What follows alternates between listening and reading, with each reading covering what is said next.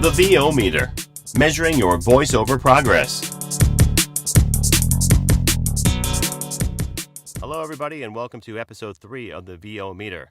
We have a very special episode coming up where Sean and I are live at MAVO 2016, the Mid-Atlantic Voiceover Conference in Herndon, Virginia, just outside of D.C. We're going to play you some great interviews from the presenters there, some of the attendees, and some of the things that we got out of the conference. So, Sean, how did you enjoy MAVO 2016? I thought it was an amazing conference. It's a smaller one, absolutely, but that's one of its strengths. There were less than 100 people there. There was a lot of you were able to talk to the presenters. They were very accessible, and everyone had a really intimate, informative experience together, and I really enjoyed myself. What about you, Paul? What did you get out of it? Yeah, the same thing. It was my first conference, as I think I mentioned in one of the segments, and I really enjoyed it. I got to meet a lot of great people. Some people I knew from online, some people I didn't know at all, and I had some great interactions with the presenters. It was really just a fantastic experience. And I think it was I think it's ideal for a first conference because some of them get so large. They have upwards of 500 to 1,000 attendees. So it can be a very impersonal experience or a very superficial one if you don't go in there with a plan.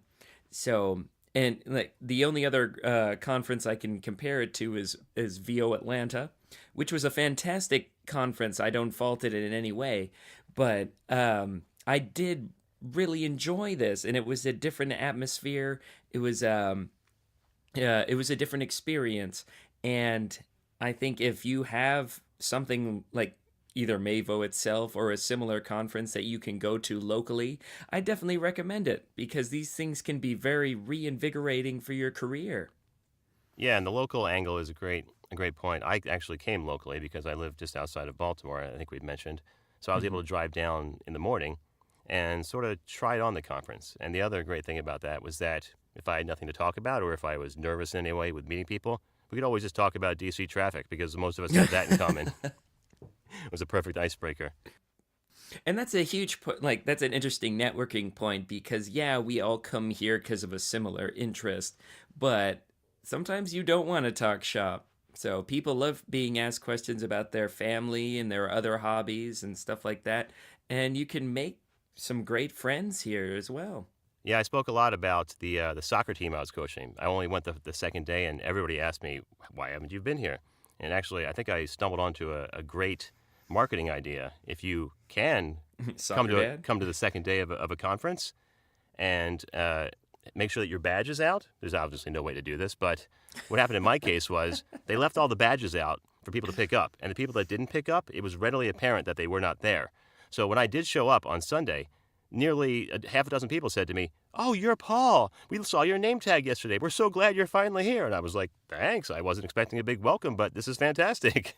And that's another benefit of a smaller conference like that, is that you get noticed. I can't guarantee that thing would happen in like a $500,000 attendee conference, but that's awesome and a great point. Yeah, exactly. And one thing we want to do is thank the people from vocalbooth2go.com. They supplied us with one of their carry-on vocal booths, and it was fantastic. It worked great for the interviews, and we really want to thank them for letting us demo the unit and use it throughout the conference for our interviews. Especially, yeah, it was incredibly generous of them. I actually ran into the representatives during a quiet time at the conference and asked if I could review their carry-on vocal booth. So it's similar to, say, like the Harlan Hogan Portabooth Plus or the Chaotica Eyeball, like same kind of niche, a portable booth of some kind. But I think it sounds the most natural and it's the most effective at cutting down those reflections. And it's so spacious. You can fit whatever, either your own travel setup or they have a number of accessories included with it, like a mic stand and a copy stand and a pop filter. It's a really well thought out set. Yeah, so when you're listening to the interviews, know that we did that right in the middle of the hallway of the hotel while the conference was going on in most cases. And it sounds great inside that vocal booth to go. It sounds fantastic. I mean, granted, we had pretty high quality gear going into it as well, but that could just as easily be a detriment and show all of the inadequacies in an acoustic solution like that. Right, you had a 416 in there, right? Yeah, so it was a 416 and then the Audient ID4, which is a newer unit, but sounds fantastic. And couldn't be happier with how this sounded. Yeah, it really was great. And then lastly, we need to thank Val Kelly one more time, the founder and organizer of Mid-Atlantic Voiceover LLC. And she was a great host and once again pulled off a fantastic event. Yes, and I can't wait till the next one. Indeed. So with that, we'll get to the interviews. Sit back, enjoy, and maybe you'll learn something. I know we did.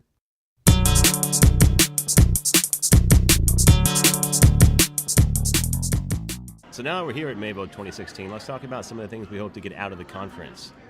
Sean, why don't you start with what you were hoping to get out of the conference, both personally and maybe for the GVAA? Well, something that I was really looking forward to, like you were saying for GVAA, is really to get our name out there and to promote ourselves to as many people as possible. And so far, the reaction has been really great. A lot of people have been really happy about the services that we offer, and it seems like we might have a lot of new students, which is wonderful. I'm really happy about that. But as far as workshops and stuff like that, one person that I was really looking forward to was actually Sean Pratt and doing his audiobook narrator's workshop. And he specializes in nonfiction narration, and that's an avenue that I feel like a lot of people don't really know or to explore, because when we think audiobooks, we tend to think epic fantasy or science fiction or romance or young adult literature, but really there's far more nonfiction literature out there than fiction, and if you know how to read it in a interesting and believable way, it could be a really lucrative avenue for your voiceover business. Yeah, there's a real art to it. Excuse the pun, but yeah, it really is a genre all to itself, and Sean has some phenomenal strategies on how to approach it. I actually trained with him personally as well, and the insight is invaluable, so that should be a great session. Very cool. Anyone else that you're looking forward to seeing? Honestly, what I'm looking forward to mostly is just networking. This will be my first in-person VO conference, and I'm excited to just meet some of the faces that I know from online media or social media or their online presence, and just meeting some faces and shaking some hands and kissing some babies, as they say. No, it works. It definitely works. I mean, my whole relationship with the Global Voice Acting Academy arose out of my first conference experience over at VO Atlanta, and that was just because I kind of put myself out there. I was trying to interview people for my own sake, just to kind of increase my own online presence and fill up my YouTube channel, because it had almost nothing on there. And if you get involved with voiceover, it can be a little insular, because there are numerous Facebook groups out now. There may be almost a dozen that I can think of. I mean, there's Voiceover Universe, there's VO Direction with Stevie Valance. She's a Canadian voice actress and coach. And then there's our own Facebook group, GVA Community. There's Voiceover Camp. There's Voiceover Pros. And there's all the audiobook specific ones, the audiobook narrators, the ACX narrators groups. Yeah, there's a ton out there. And then there's one for almost every audio software. Like there's an Audacity VO users group. There's a Twisted Wave VO users group. There's a Studio One and Reaper voiceover users group. And that's a great way to meet people, but as we've talked about, sometimes the online persona can be drastically different than the in-person persona, both good and bad. So I really like to connect the dots and meet people in person to see what they're really like. Mm-hmm. And it depends. I mean, some people are more comfortable online than in person. So, I mean, you like you said, you get a better view of them as a whole. But the point I was trying to make is that we know these people, we know each other through these groups, but not a lot of people know who these people are outside of voiceover. So I figure if I do an interview, if I put it on YouTube or on my website and stuff like that, or a podcast, then that's more promotion for everybody. And I mean, it's not even completely selfish, because you're trying to help someone else while you do it too. So hopefully we'll have some people come through as the days go on and do some interviews, and they can promote themselves and talk about what they're getting out of the conference. Absolutely. So we'll be checking in throughout the conference, and we hope you guys enjoy it. We are at Mavo 2016. Yay! Woo! So we're back at the VO Meter podcast, live at the Mid-Atlantic Voice Conference, MAVO. We're here with John Grossman. How you doing, John? I'm doing fabulous. So what have you enjoyed about the conference so far? The variety, the attention to detail in different tracks, whether it be animation, audiobooks, the ability to be immersed totally, getting up out of your seat, not just lectures. The only challenge with that is can't be everywhere at once. I was just talking to another gentleman, and I wanted to be here, and I wanted to be there, and even for a micro conference like this, it was still a challenge. I had to make decisions as I bought my ticket to be two places at once. Yeah, of course. It's a bit of a challenge. Which sessions have you attended so far? A lot of the general sessions. I signed up late, so I did miss some of the breakouts. Okay. But I believe I was to Sean Pratt. Oh, yeah. I saw him. I'm looking forward to seeing Dan Friedman in a little bit, and Kara Edwards I saw too. So what's your main niche, or how do you market yourself as a voice actor? I do a lot of narration, but I also run a voiceover studio for a division of Yellow Book.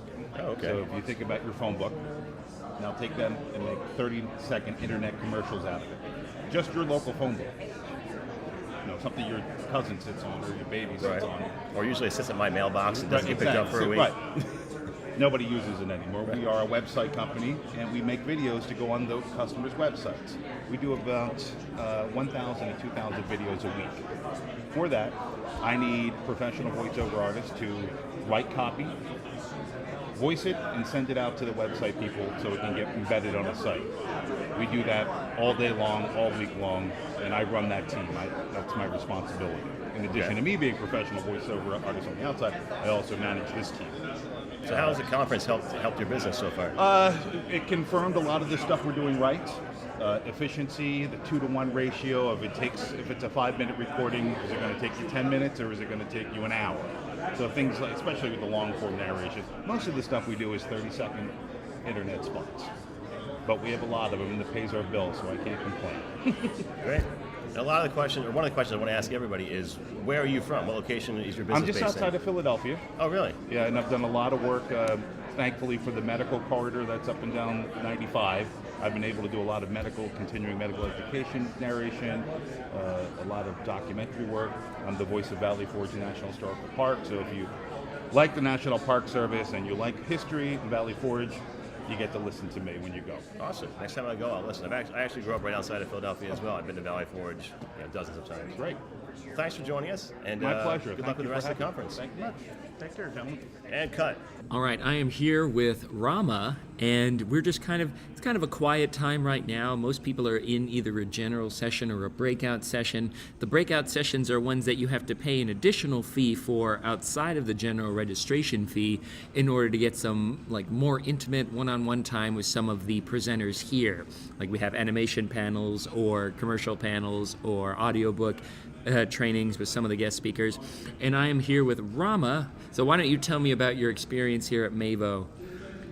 Well, it's been pretty awesome, actually. I mean, it's great to be around a whole lot of people that are basically just wanting to get inspired and learn as much as they can from those who have been there before, and it's great that they're sharing all this knowledge, and yeah, it's been a great experience. So is this your first voiceover conference? No, actually, I was at last year's. Oh, so you're at MAVO last year too? Yes. Very cool. And what's been your favorite part of this weekend? Doing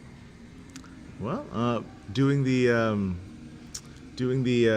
let me see, when we were with David Goldberg last night, when we were just reading a script and he was dissecting and picking apart everyone. Exactly. I mean, that was so impressive. Like, I didn't actually perform myself, but I was in the back watching, and I took pages of notes because he's a very good coach, and he's so efficient with his direction, and he's really quick about turning people around, I think. Yeah, it's pretty amazing.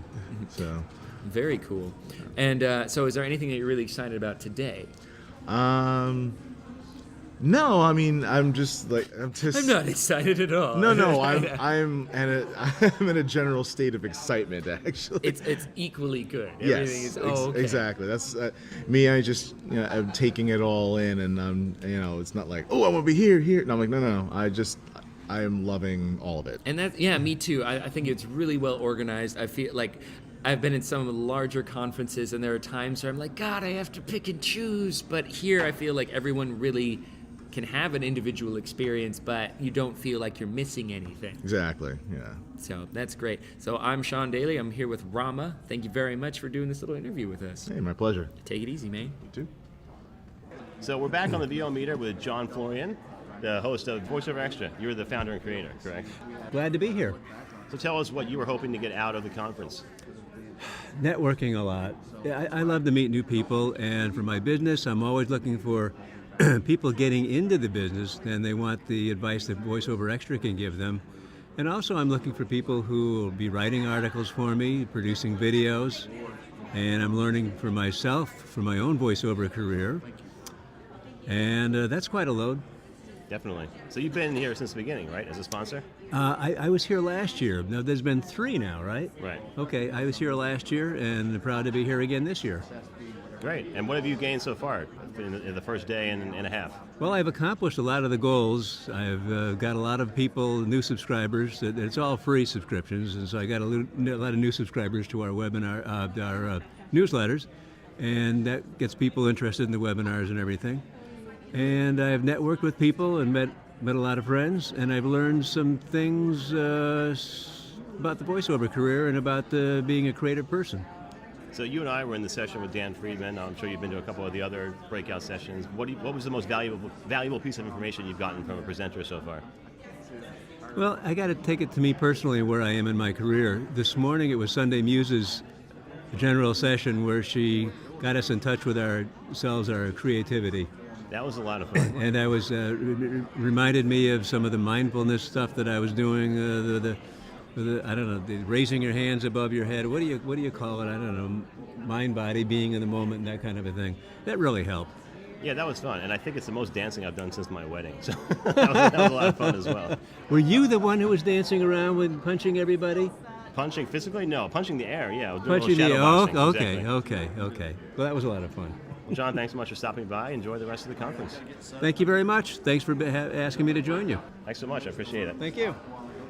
I'm feeling pretty blessed right now because I actually kind of lassoed one of the presenters to come and speak with us today. And we just finished an incredibly powerful session with her this morning.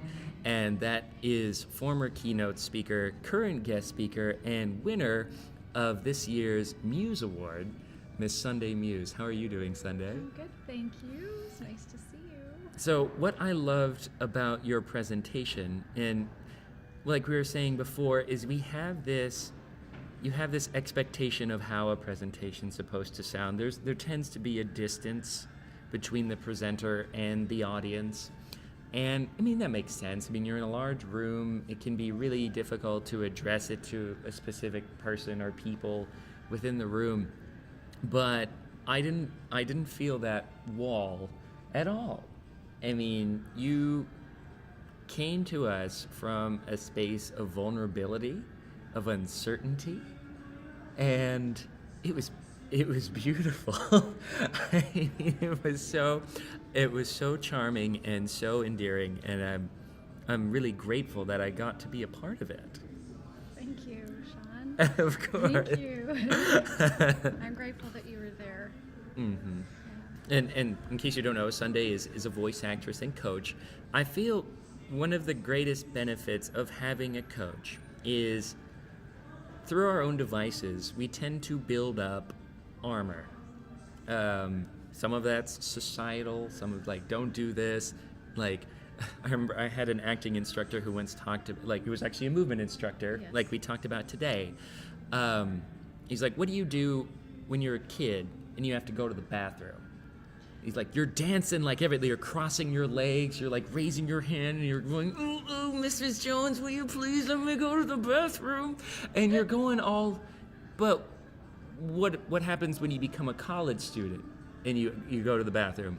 And then he just kind of sat there quietly and raised his hand. And like, you don't think about all of the layers of restriction that's there, but it's expected. And you just gave us you just told everyone to just be like, hey, how are you guys feeling? Are you tired? Like, we've all been... I mean, these conferences seem like sort of the passive absorption of information, but even that can be really exhausting.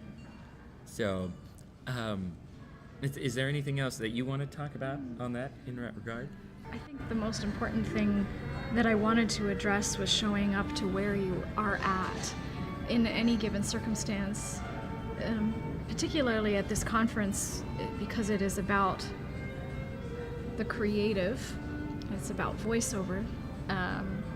So to be able to show up with all of who you are and not lie to yourself about what's going on with you, not sort of pushing that uncomfortable stuff away, but showing up to all these aspects of ourselves that actually help us create not only happier and healthier lives for ourselves, but also really fine art. So whether that's voice acting or painting or singing or dancing or whatever your art is, there's a need, in my opinion, my humble opinion, based on my own experience, of being in touch with that inner part, that truthful stuff, the stuff that's going on underneath all the armor. Mm-hmm. And I feel, because when we hear, like, you could call it mantra or a motto or whatever, when you do any kind of acting, you hear, you need to be present, you need to be honest, you need to be true. And it sounds silly, but sometimes we're like, what does that even mean? And it's like you're saying, we have this idea that, like, I mean, you were talking about this earlier. It's just like we have to always be on. We have to always be strong. We have to always be happy. We have to be good. And it's just not true. We all have bad days. We're all tired sometimes. We can't. It's an exhausting existence to live that way. And just to hear, because I mean, we can rarely tell ourselves that that it's okay. Yeah. That it's okay to not feel 100%.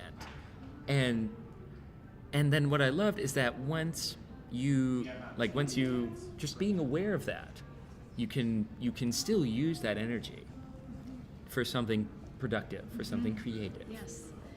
Yes, like by showing up to it and by acknowledging it. And truly by acknowledging it, you're setting a little piece of it free. So you're not walking around in your day or in your work with the energy of pushing it down. So when you acknowledge it and you say it out loud to yourself or in the mirror and you sort of just say, this is, I feel like this, or this is going on, you're setting a little piece of that free. It's like taking the cap off something and opening it up so it can breathe. Absolutely. And voicing is a very, I'd like to think, like, expelling activity. Like, things are coming out of you from within.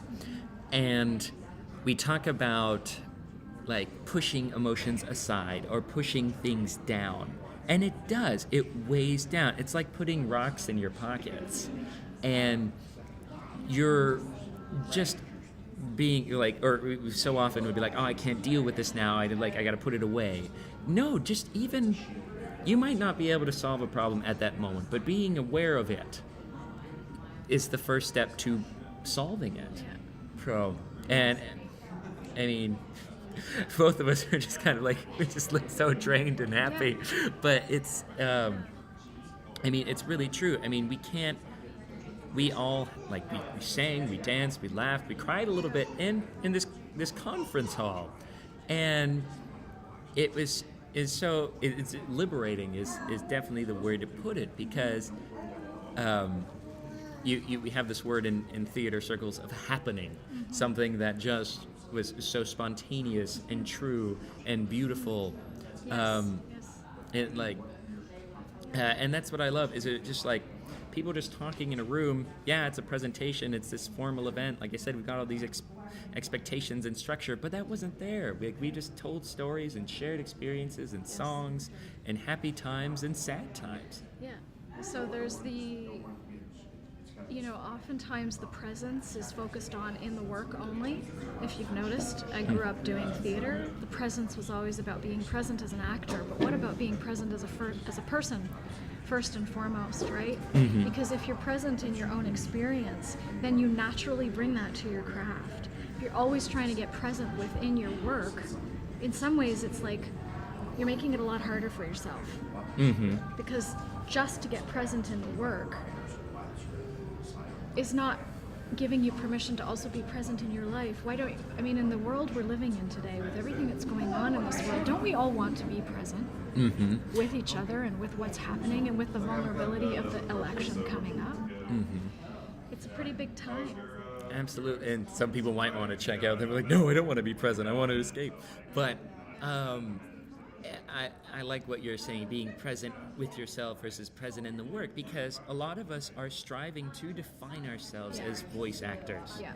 And I feel like this happens a lot with sort of this artistic burnout, because you're working so hard to be this thing to do the work that you want, to act, to paint, to sing, to do music. But then in the same vein, you're like, that's not all I am. I'm not just an actor.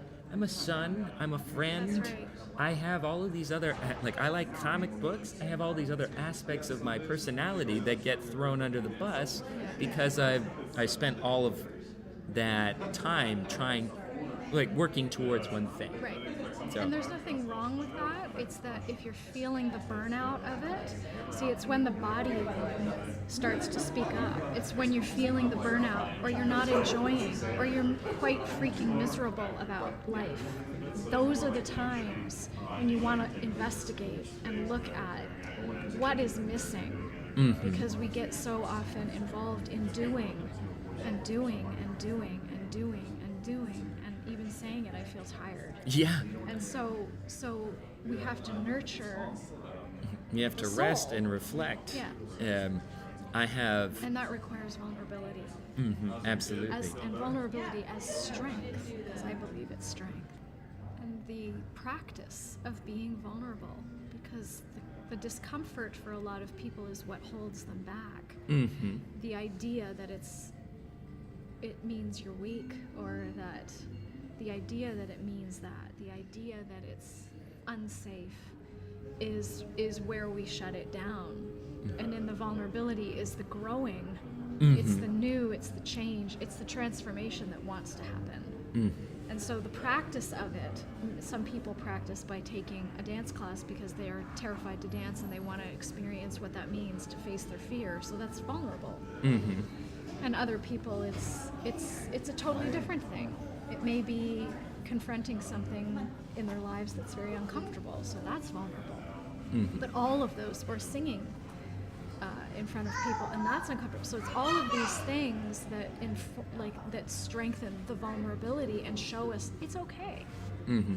I love that, strengthening the vulnerability.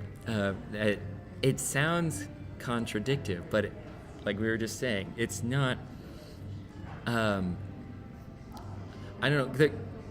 Like we were going back a little bit. It's just like we have this idea that we have to be jack of all trades, good at everything, and that's never going to happen. Yeah. We're not going to be. Someone's going to be better at us at something, but that doesn't mean we can't be better at both our strengths and weaknesses. Got it.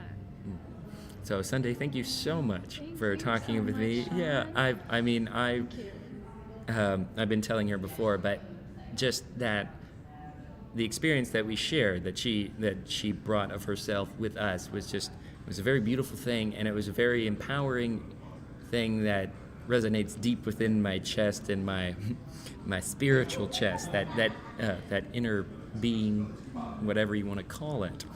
And if you ever have a chance to meet her, I think both of you would benefit from the experience. So thank you so much, son. Thank you, Sean. Thank you for having me. You're welcome. So we're back at the VO Meter live at Mavo 2016. I have the very talented Sean Pratt with me. Sean, how are you doing? I'm very good, thanks. Tell me a little bit about why you come to Mavo and what you're hoping to get out of it.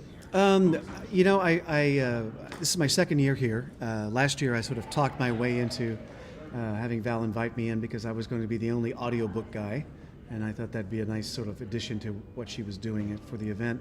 And it went over so well, I just had to say yes when she invited me back. And I think a lot of these. What's nice now at more and more of these VO conferences, they're including audiobooks.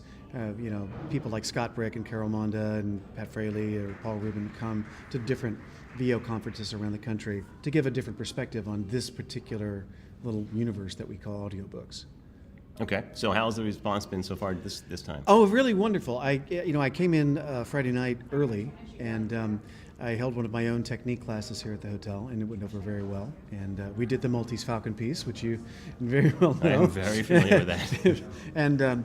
And then yesterday I did sort of a general welcome to this is what audiobooks are like. And I had about, 40, 50 people in that room. I had a lot of people.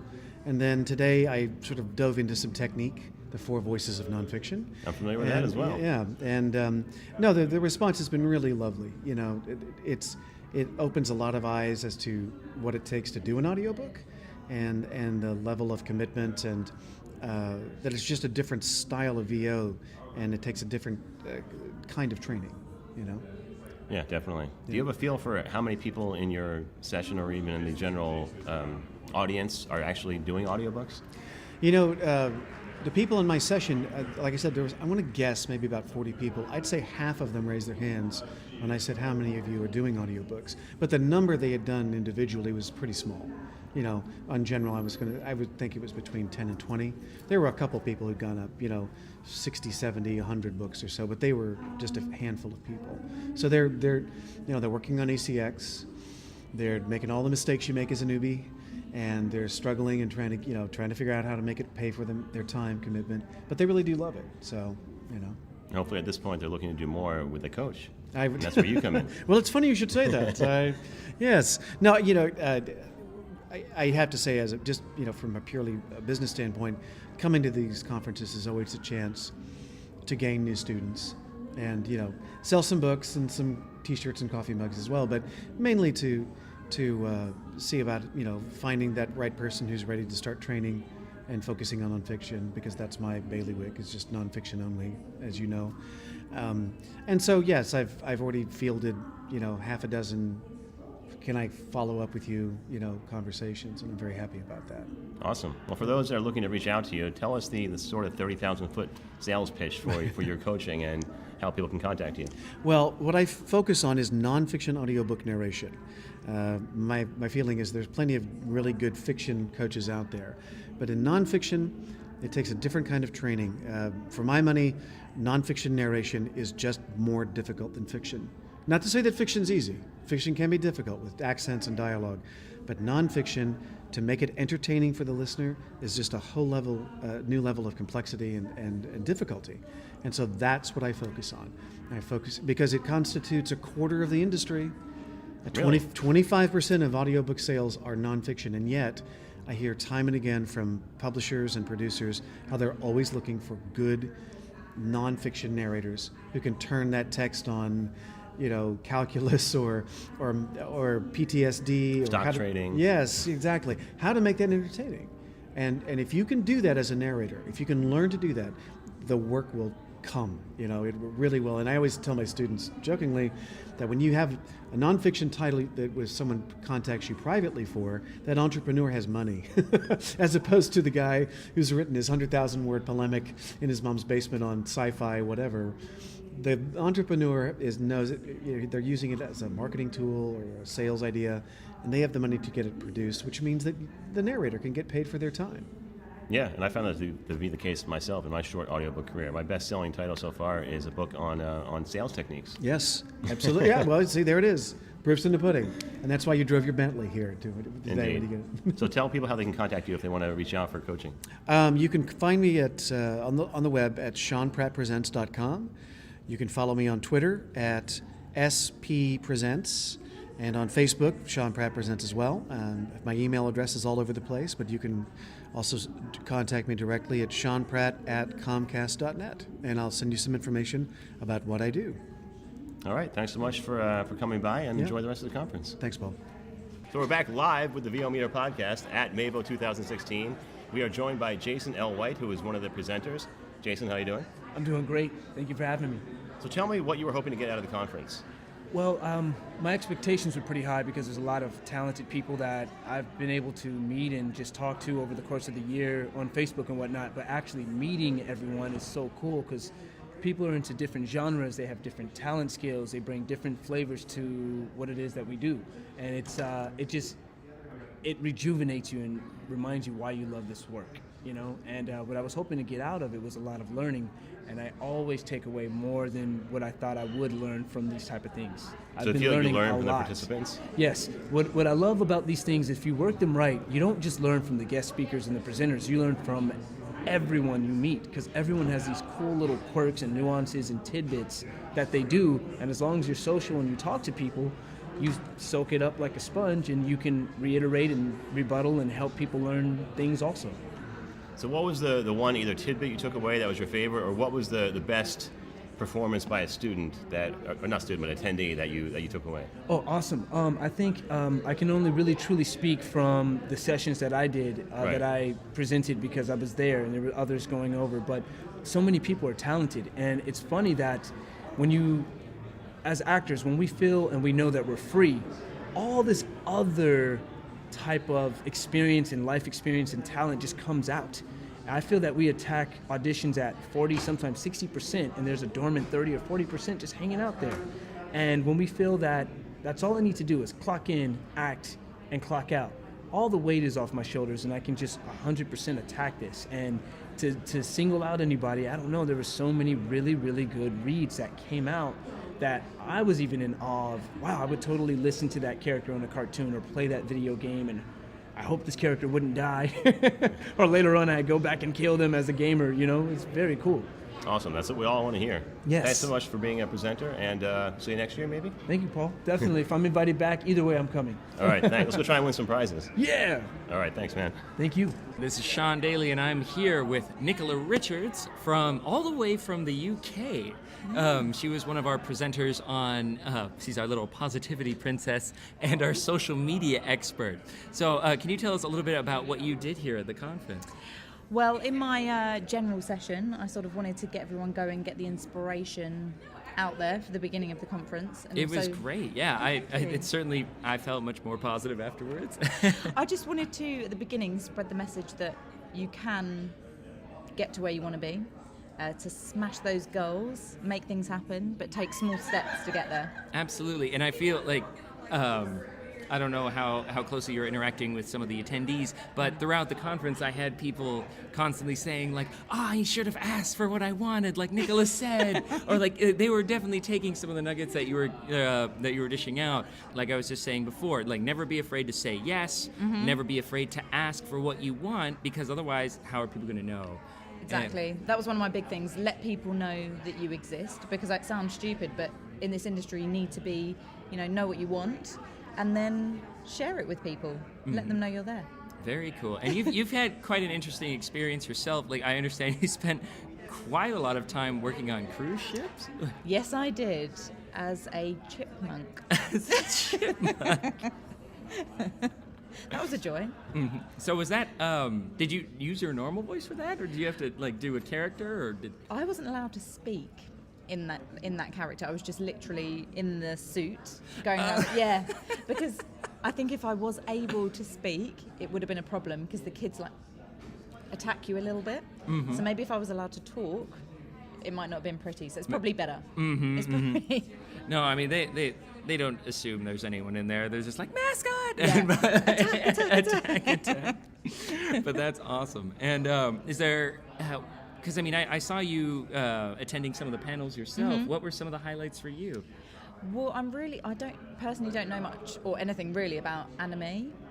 So I was really enthralled at Kara's session, like just how much goes into actually doing a recording for that. I had no idea. So that was enthralled by that. And obviously Sarah as well, Sarah Sherman. Yeah, that's like, she's an institution. Exactly. It's so interesting hearing it from different perspectives as well, as voice actors, to hear it from a casting director's perspective. I found that really interesting as well. Wonderful. Yeah. Well, thank you so much for coming here. I hope you would come to here or to Mavo or another one of our Absolutely. lovely voiceover conferences that we Yeah. have. So thanks again so much for coming here on our podcast. And Thank you. I hope you enjoy the rest of your stay in the States. Beautiful. Thank you very much. Thank you.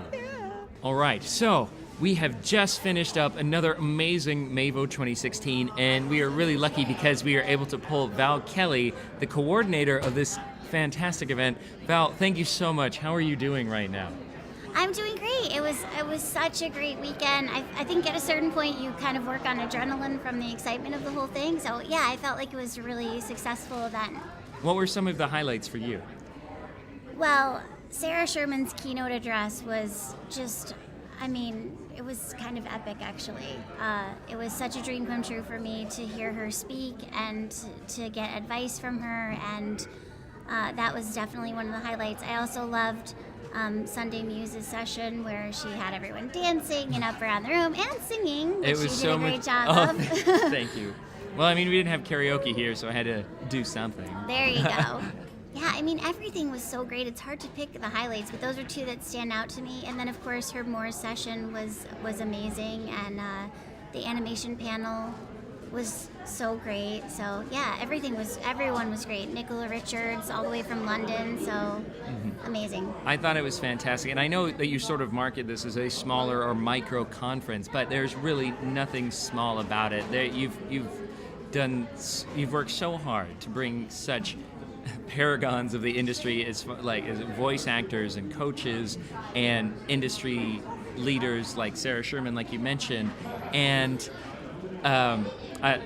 basically I just want to take this time to thank you on behalf of the voiceover community for bringing this incredible event and for working so hard over the last 3 years to continue to improve. And I know that if there is a Mavo 2017, that I will be here, and I'm sure everyone who was here will come again, because it's that beneficial. And it was that Jason L. White was just talking, it's such an reinvigorating experience. So thank you so much, Val. It was such a pleasure to be here, and I hope there are many more to come. Thank you so much, Sean. It was a pleasure, and thank you so much to you and to GVA for supporting the event and being exhibitors, and just for being here. It was a great event. Absolutely. I think we get along well together. So I'm Sean Daeley with Paul Stefano and Val Kelly for the VO-Meter podcast, the GVAA, and Mavo 2016. So if you ever have the opportunity to come to one of these incredible conferences, I highly recommend it. You will not be sorry. So on behalf of the VO-Meter, I'm Sean Daeley. Take it easy, everyone, and have a great day. Thanks for listening to the VO-Meter, measuring your voiceover progress. To follow along, please visit www.vometer.com.